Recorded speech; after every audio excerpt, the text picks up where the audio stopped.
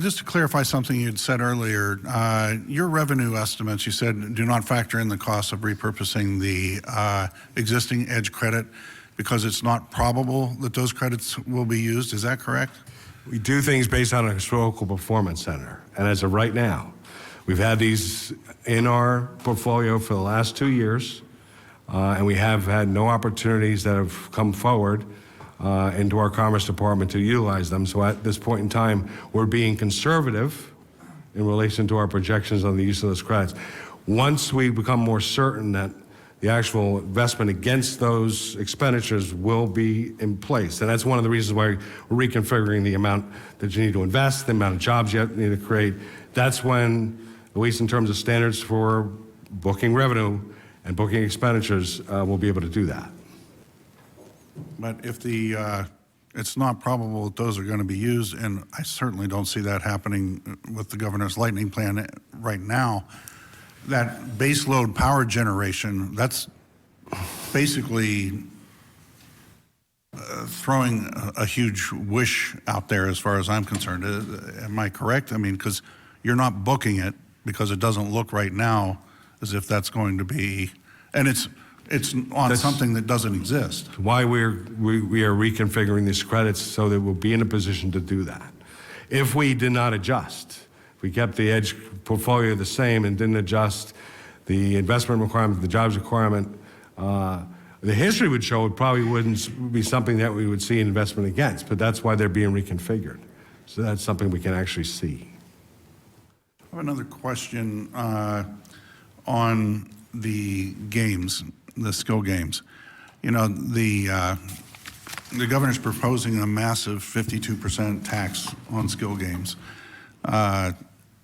I've got VFWs, small businesses in my area that are relying on those. And at the same time, he's proposing hundreds of millions and more to things like SEPTA, which is failing. How are you, my question is, how do we justify taking money from those, that amount of money and not incorporating revenue staying there for the VFWs, staying there for our local governments? At least in terms of the appropriation allocation of dollars, I have to defer to the budget secretary on that, Senator. But in relation to the tax on legalized skill games, we are trying to be consistent across different platforms regarding what we're assessing. And we believe there's not enough of a distinction between these games that are operating in the communities as opposed to those that are operating facilities. So the proposal is to tax them at the same rate.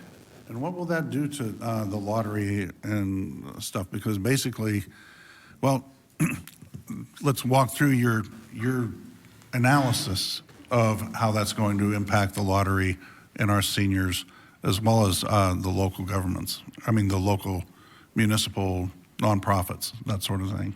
Well, the goal of this is to try to put these games on a legal platform so that the lottery could be stronger. We're allocating 5% of the receipts from the 52% tax to the lottery for that purpose.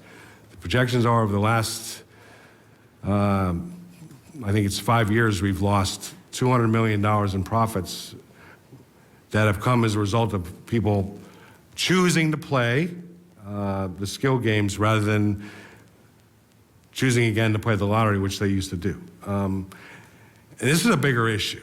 You know, right now, we are experiencing in our traditional portfolio in the lottery consistent drops in sales. And there's not, some of it relates to consumer preference, some of it relates to people's cash flow, but it really, if you look at it, it really relates to the fact that a traditional gaming platform that once was developed when there was no competition is now competing in the largest state in the country in terms of total gross gaming revenue.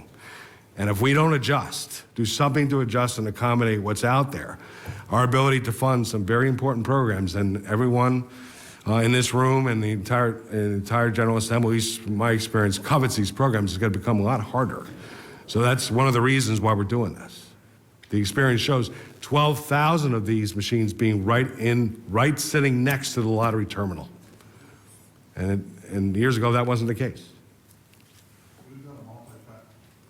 We've got a multifaceted problem to solve, and we're not going to do it in 4 minutes. Secretary and Chairman, thank you.